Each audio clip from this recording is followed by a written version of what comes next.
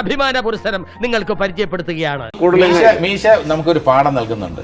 Razor വെച്ച് സൂക്ഷിച്ച് shave ചെയ്തില്ലെങ്കിൽ മീശ പോകുന്നുള്ള ഒരു പാഠം.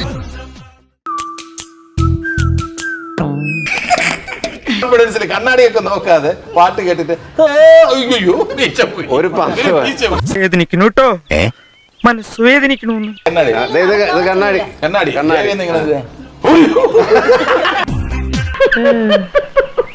മാനേജിന്റെ ഏറ്റവും വലിയ ഗുണം എന്താണെന്നറിയാ, ഈ ഗേൾസ് ഇന്റർവ്യൂ ചെയ്യുമ്പോ നല്ല ചിന്ത. രാവിലെ ഇവിടെ ഇന്റർവ്യൂ ചെയ്തപ്പോ നമ്മുടെ സുധാര ഇന്റർവ്യൂ ചെയ്തപ്പോ ഭയങ്കര മോഡും എങ്ങനെയൊക്കെയാണ് ഇന്റർവ്യൂ കണ്ടിരിക്കുന്നത്. താടിയൊക്കെ ഇടയ്ക്ക് ഇങ്ങനെ പിടിച്ച് ഞാനൊരു വികാര ജീവിയാണ്. എല്ലായിടത്തും ഉണ്ടെങ്കിൽ നമുക്ക് ചില്ലെന്ന് മനസ്സിലാക്കാം. കുറച്ചും പറഞ്ഞു ഞാൻ